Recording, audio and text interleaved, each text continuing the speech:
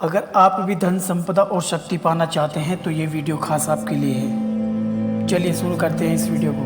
वैज्ञानिक कहते हैं कि एक आम इंसान पूरे जीवन काल में अपने ब्रेन को 5 से 10% ही यूज़ कर पाता है। शायद यही वजह है कि दुनिया के 98% लोग अपना सारा जीवन अभाव और तंगाली में बिताते हैं। और सबसे बड़ी विडंबना यह है कि वह चाहे तो अपने ब्रेन को उसको फुल यूज़ करके इच्छित रूप से धन संपदा शक्ति और बुद्धिमत्ता को प्राप्त कर सकता है और एक सुखी संपन्न और खुशहाल जीवन जी सकता है। देखिए, सबसे पहले हम आपके सामने दो बातें स्पष्ट कर देना चाहते हैं। पहली बात तो ये है कि आपका दिमाग हमेशा 100% ही काम करता है। ऐसा नहीं है कि किसी काम के दौरान आपका दिमाग 100% यूज़ नहीं होता।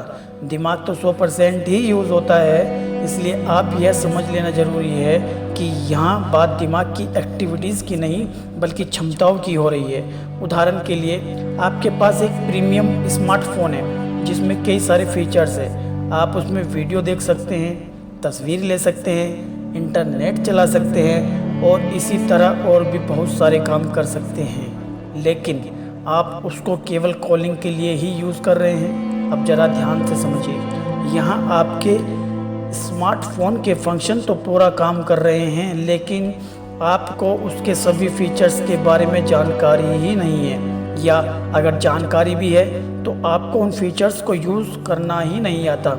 इसलिए आप उसकी पूरी क्षमता तक उपयोग नहीं कर पा रहे हैं। दूसरी बात यह है कि आप अपने दिमाग को 100% यूज़ नहीं कर सकते।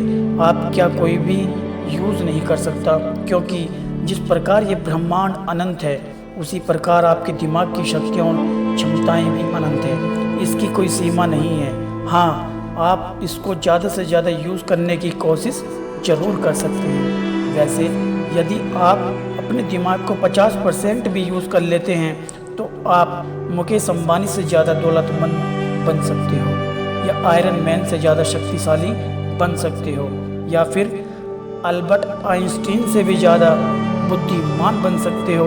बस आपको ये सीखना है कि ब्रेन को फुल यूज़ कैसे किया जाता है। ये सब काम होता है कॉन्शियस माइंड और सबकॉन्शियस माइंड के अकॉर्डिंग। चलिए जानते हैं सबकॉन्शियस और अनकॉन्शियस माइंड कौन से हैं। हमारे जीवन को बेहतर बनाने के लिए आवश्यक है कि हम यह समझें कि हमारा मन कैसे कार्य करता है और चेतन और अवचेतन मन क्या है, यानी कॉन्शियस माइंड और सबकॉन्शियस माइंड क्या है, और कैसे हम मन की शक्तियों को समझकर अपने जीवन को बेहतर बना सकते हैं। अकॉर्डिंग टू साइकोलॉजी, मनोविज्ञान में मनुष्य के मन को अलग अलग भागों के रूप में देखते हैं, बट मुख्य रूप से मन को दो भागों में ही बांटा गया है। पहला चेतन मन एवं दूसरा अवचेतन मन, कॉन्शियस माइंड या सबकॉन्शियस माइंड। चेतन या अवचेतन मन का विभाजन कोई वास्तविक भौतिक आधार पर नहीं किया जाता, बल्कि यह तो मन की अवस्थाएं हैं। इस अवधारणा को समझकर हम अपने जीवन में एक बड़ा परिवर्तन ला सकते हैं। चेतन मन हमारी एक्टिव अवस्था है जिसमें हम सोच विचार और तर्क के आधार पर निर्णय लेते हैं या कोई कार्य करते हैं। अवचेतन मन एक स्टोरेज रूम की तरह है जो हमारे सभी अनुभवों, धारणाओं, विचारों आदि को स्टोर करता है। सबकॉन्शियस माइंड तर्क एवं सोच के निर्णय नहीं लेता, बल्कि हमारे पिछले अनुभवों एवं धारणाओं के आधार पर स्वचालित तरीकों से कार्य करता है।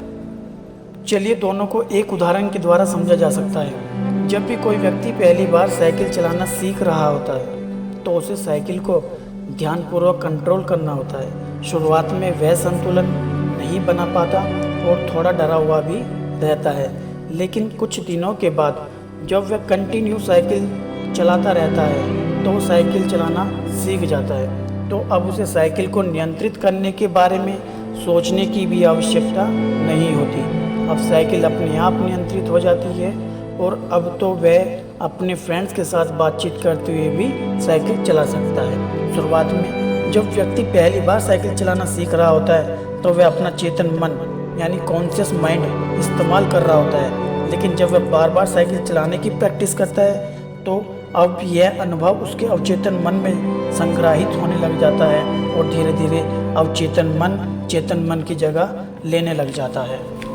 हमारा अवचेतन मन एक ऑटो पायलट सिस्टम की तरह है जो अपने आप स्वचालित तरीके से कार्य करता है। अवचेतन मन सबकॉन्शियस माइंड एक सॉफ्टवेयर या रोबोट की तरह है जिसका प्रोग्रामिंग चेतन मन द्वारा की जाती है। अवचेतन मन एक रोबोट की तरह है जो स्वयं कुछ अच्छा बुरा सोच नहीं सकता, वो तो केवल पहले से ही की गई प्रोग्रामिंग के अनुसार स्वचालित तरीके से कार्य करता है। हमारे हर एक विचार का हमारे अवचेतन मन पर बहुत महत्वपूर्ण प्रभाव पड़ता है। यह कह सकते हैं कि हम कुछ भी जो सोचते हैं या करते हैं उससे हमारे अवचेतन मन की प्रोग्रामिंग होती है और फिर बाद में धीरे धीरे अवचेतन मन उस कार्य को नियंत्रित करने लग जाता है। हमारी आदतों और धारणाओं का निर्माण भी ऐसे ही होता है और बाद में वह आदत स्वचालित रूप से अवचेतन मन के द्वारा नियंत्रित होती है। यह हम पर निर्भर करता है कि हम अपने अवचेतन मन की प्रोग्रामिंग कैसे करते हैं। एक बार प्रोग्रामिंग हो जाने के बाद अवचेतन मन उसी के अनुसार कार्य करने लगता, चाहे वह कार्य गलत हो या फिर वह सही हो। चेतन मन, कॉन्शियस माइंड के बारे में बात कर लेते हैं। चेतन मन को विचारों का चौकीदार या गेट कीपर भी कहा जा सकता है। दरअसल हमारा हर विचार एक बीज की तरह है और हमारा अवचेतन मन एक बगीचे की तरह है। हमारा चेतन मन यह निर्णय करता है कि अवचेतन मन में कौन सा बीज बोना है और कौन सा नहीं बोना है। हम कभी कभी अनजाने में अपने अवचेतन मन की गलत प्रोग्रामिंग कर देते हैं, जिससे अगर मैं यह सोचता हूँ आज मैं यह काम नहीं करूँगा, तो यह छोटा सा विचार धीरे धीरे मेरे कार्य को कल पर टालने के लिए मुझे फोर्स करेगा या मेरी आदत बना सकता है। ऐसे सभी कार्यों में अवचेतन मन का महत्वपूर्ण योगदान होता है। गहन चिंतन और मेडिटेशन के द्वारा हम अवचेतन मन की रीप्रोग्रामिंग करके इसमें इंस्टॉल किए हुए गलत सॉफ्टवेयर को धीरे धीरे डिलीट भी कर सकते हैं। देखिए, हमारे दिमाग में बुद्धिमत्ता और ऊर्जा की कोई कमी नहीं है, परंतु यह ऊर्जा अनियंत्रित रूप में कई अलग अलग दिशाओं में बह रही है, जो निश्चित रूप से ऊर्जा की बर्बादी है। अपने आप दिमाग को इतने सारे निगेटिव विचारों और बिना मतलब की बातों से भरे रखा है कि यह एक पल भी शांत और फोकस नहीं कर पाता, जबकि हमारा दिमाग अच्छे से तभी काम कर पाता है जब यह बिल्कुल शांत होता है। उदाहरण के लिए अगर हम बात करें न्यूटन की, तो न्यूटन ने गुरुत्वाकर्षण की खोज तभी की जब वह बगीचे में बिल्कुल शांत बैठा हुआ था। अगर उस वक्त उसका दिमाग शांत अवस्था में नहीं होता तो उसे ध्यान ही नहीं रहता कि पेड़ से सेब कब गिर गया और क्यों गिरा। अल्बर्ट आइंस्टीन भी अपने प्रयोगशाला में कई घंटों तक बिल्कुल अकेले बैठे रहते। भगवान बुद्ध को भी आत्मज्ञान की प्राप्ति तभी हुई थी जब वे कई दिनों तक बिल्कुल शांत बैठे रहे। इसलिए यदि आप भी अपने दिमाग को उसके फुल पोटेंशियल तक यूज़ करना चाहते हो तो पहले अपने दिमाग को स्थिर रखो और शांत रखो। और दिमाग को शांत करने के लिए मेडिटेशन सबसे बेस्ट उपाय है। हंसना और अपनी पसंद के गाने सुनना भी एक मेडिटेशन ही है। इससे आपके दिमाग में एंडोर्फिन, डोपामाइन, सेरोटोनिन और ऑक्सीटोसिन जैसे हैप्पी हार्मोन्स रिलीज होते हैं, जिसमें आपके दिमाग को शांति और सुकून मिलता है। इसलिए आपको इन्हें भी जरूर करना चाहिए।